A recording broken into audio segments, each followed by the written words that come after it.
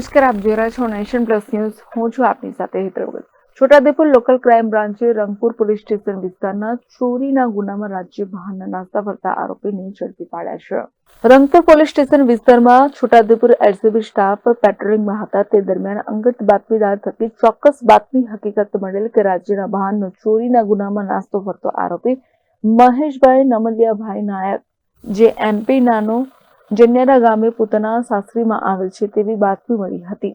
હકીકતવાળી જગ્યાએ જતા બાતમી મુજબને ઇસમ જન્યારા ગામે તેની સાસરીમાં ખાટા ઉપર ઊંઘતો હોય તેને કોર્ડન કરી પકડી પાડી તેનું નામ મહેશ નાયક, રહેઠાણ કઠીવાડા, એમપી નો હોવાનું જણાવેલ. સદરીને ગુના બાબતે પૂછતા તેણે જણાવેલ કે આજથી 4 વર્ષ પહેલા સુનિલભાઈ નમલિયા બામણિયા તથા સચિનભાઈ ભલિયાભાઈ રાઠવા, રહેઠાણ છોટાઉદેપુર નાઓના ગુનાટા ગામે કોમ્પ્યુટર ચોરીના તેનું નામ ખુલેલ હોવાનું જણાવેલ. ત્યાંથી પોલીસ તેને પકડી જશે તેની બીકથી આજ દિન સુધી નાસ્તો કરતો હોવાની હકીકત જણાવી કોમ્પ્યુટર ચોરીમાં ગુનાનો ઇકરાર કરતો હોય, જે અંગે પંચનામું કરી તેના વિરુદ્ધ BNSS 2023 ની કલમ 35 મુજબ અટકાયત કરેલ છે.